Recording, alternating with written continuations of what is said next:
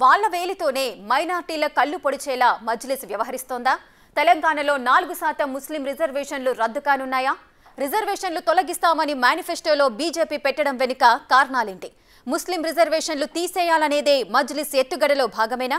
భావోద్వేగాలతో రాజకీయాలు చేయాలనేదే అసలు ప్లానా? రిజర్వేషన్లు కల్పించిన కాంగ్రెస్ పై దుష్ప్రచారం దేనికి? బీజేపీ, బీఆర్ఎస్, ఎంఐఎం మైండ్ గేమ్లో భాగంగానే ఇదంతా జరుగుతోందా? తెలంగాణలో రానుంది సంకీర్ణమని బీజేపీ ఎందుకంటోంది? ఎవరు కలిస్తే రాష్ట్రంలో సంకీర్ణ ప్రభుత్వం వస్తుంది? బీజేపీ, బీఆర్ఎస్, ఎంఐఎం లోపాయకారి ఒప్పందం అసదుద్దీన్ మాటల్లో బయటపడటం కొత్త చర్చకు తావెచ్చేలా చేస్తోంది.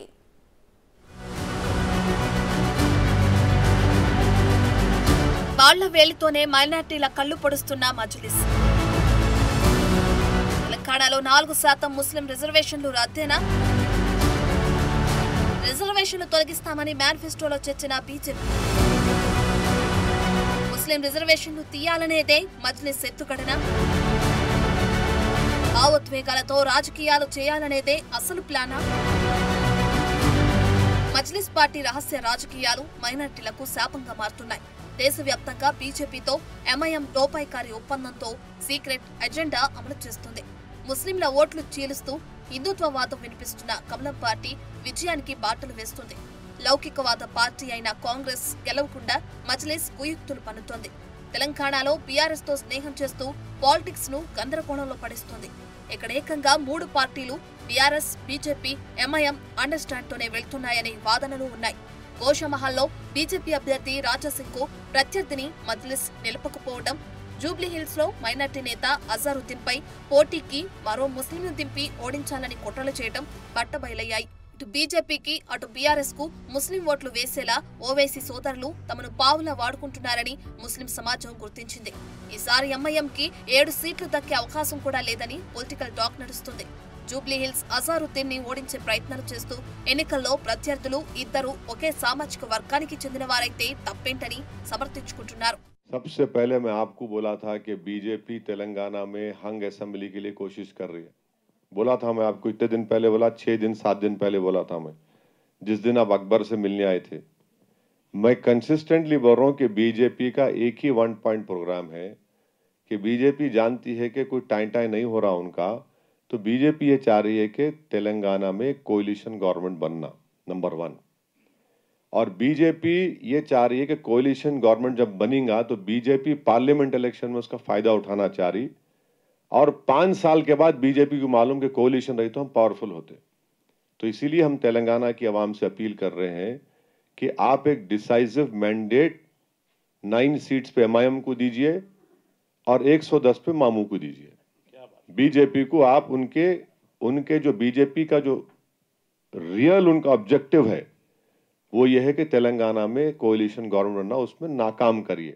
కాంగ్రెస్ పార్టీని దెబ్బతీయాలని బీజేపీతో కలిసి ఎంఐఎం చేస్తున్న కుట్రలు ముస్లింల ప్రయోజనాలకు విఘాతంగా మారే సంకేతాలు కనిపిస్తున్నాయి. బీజేపీ తెలంగాణలో అధికారంలోకి వస్తే ముస్లింలకు కల్పించిన 4% రిజర్వేషన్లు రద్దు చేస్తామని ప్రకటించింది. ఏకంగా ఈ అంశాన్ని మేనిఫెస్టోలోనూ చేర్చింది. రద్దు చేసిన 4% రిజర్వేషన్లు ఎస్సీ, ఎస్టీలు, ఇతర వర్గాలకు కల్పిస్తామని అంటోంది. మరి ఇదే జరిగితే తమ పరిస్థితి ఏంటని ముస్లిం వర్గాలు ఆందోళన చెందుతున్నాయి. మజ్లిస్ పార్టీ మాత్రం ఇదే జరగాలని బలంగా కోరుకుంటున్నట్లు కనిపిస్తోంది. రాష్ట్రంలో సంకీర్ణ ప్రభుత్వం రావాలని కమలం పార్టీ కోరుకుంటోంది. హంగ్ తరహా ఫలితాలు ఉండాలని భావిస్తుంది. అప్పుడు బీఆర్ఎస్ తో కలిసి ప్రభుత్వం ఏర్పాటు చేయాలనేది బీజేపీ ఆలోచనగా ఉంది. ఇటీవల కేటీఆర్ ను సీఎంగా ఆశీర్వదించాలని కేసీఆర్ తనను కోరారని మోడీ స్వయంగా చెప్పారు. ఇదే విషయాన్ని కేసీఆర్ కూడా అంగీకరించారు. ప్రైవేటుగా జరిగిన సంభాషణను ప్రధాని బయట పెడతారా అంటూ తప్పుపట్టారు. మజ్లిస్ అధినేత అసదుద్దీన్ కూడా మోదీ మాటలు అన్ని నిజమేనా అని ఎదురు ప్రశ్నిస్తున్నారు. కర్ణాటకలో కాంగ్రెస్ పార్టీకి కేసీఆర్ డబ్బులు సర్తాడని మోడీ కామెంట్స్ చేశారని, అదే నిజమేనా అంటూ మీడియాపై ఎదురు దాడికి దిగారు. मोदी जी ये बोले कि केसीआर ने कर्नाटका में कांग्रेस को चुनाव में पैसे दिए. हाँ, फिर मोदी ये भी बोल दिया, उनकी बात को अगर सच मान लिए तो ये भी सच मानो.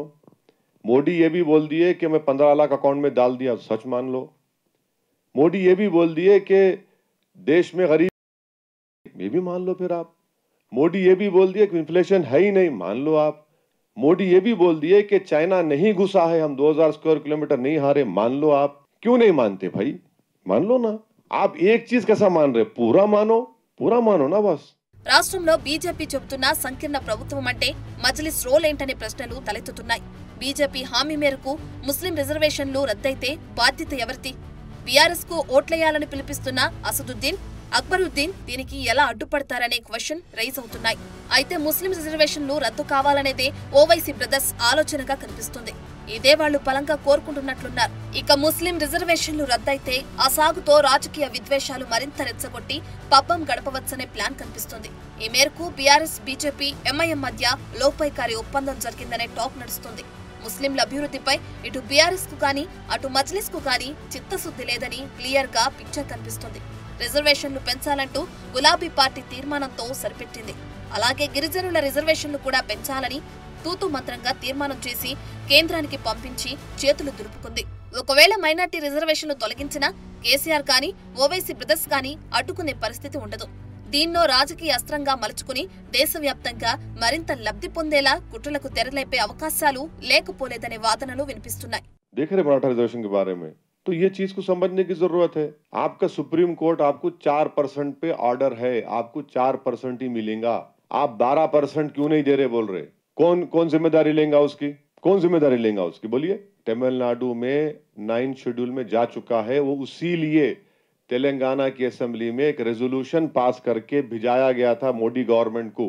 उन्होंने एक्सेप्ट ही नहीं करे। तो आज इस मुल्क में, हमारे देश में बीजेपी को यह काम करना चाहिए था कि 306 जब एमपी है तो लोग 50% की रिजर्वेशन लिमिट को ब्रीच करना चाहिए था। ब्रीच करके 50% को क्रॉस करो। आप बढ़ाइए तो सबको शेयर मिलेगा। उनके पास सत्ता है, दीजिए आप। మజ్లిస్ అధినేత కూడా దీనికి బలం చేకూర్చే వ్యాఖ్యలు చేస్తున్నారు. రాష్ట్రంలో హంగ్ అసెంబ్లీ కోసం బీజేపీ ప్రయత్నిస్తోందని, ఈసారి ఇక్కడ పప్పులు ఉడకడం లేదని పసిగట్టిందని అసదుద్దీన్ మీట్ ది ప్రెస్ లో కామెంట్ చేశారు. రాష్ట్రంలో సంకీర్ణ ప్రభుత్వం ఏర్పడాలని కమలం పార్టీ చూస్తోందని, దాని ఫలితంతో రాబోయే పార్లమెంట్ ఎన్నికల్లో రాజకీయ లబ్ధి పొందాలని భావిస్తుందని అంటున్నారు. పనిలో పనిగా ప్లాన్ బి కూడా రెడీ చేసుకున్నట్లు అసద్ మాటల్లో కనిపిస్తుంది. ఉమ్మడి తెలుగు రాష్ట్రాల్లో అమలవుతున్న 4% రిజర్వేషన్లు మత ప్రాతిపదికన కల్పించినవి కావంటున్నారు. ముస్లిం సామాజిక వర్గంలో ఆర్థికంగా, విద్యాపరంగా వెనుకబడిన వారికి మాత్రమే అమలు చేస్తున్నారని చెబుతున్నారు. పిఎస్ రిపోర్ట్ ప్రకారం సుప్రీంకోర్టు ఆదేశాలతో రిజర్వేషన్ అమలవుతోందంటే బీజేపీకి వచ్చిన ఇబ్బందేంటని ప్రశ్నిస్తున్నారు. తెలంగాణ అసెంబ్లీలో తీర్మానం చేసి రిజర్వేషన్లు పెంచాలని మోడీ ప్రభుత్వానికి పంపితే మంజూరు చేయలేదని, ఇప్పుడు రద్దు చేస్తామని బీజేపీ చెబుతుందని ఫైర్ అవుతున్నారు. कर्नाटका में स्कीम बंद होगी, मालूम आपको? स्कॉलरशिप में वो भी कम कर दिए।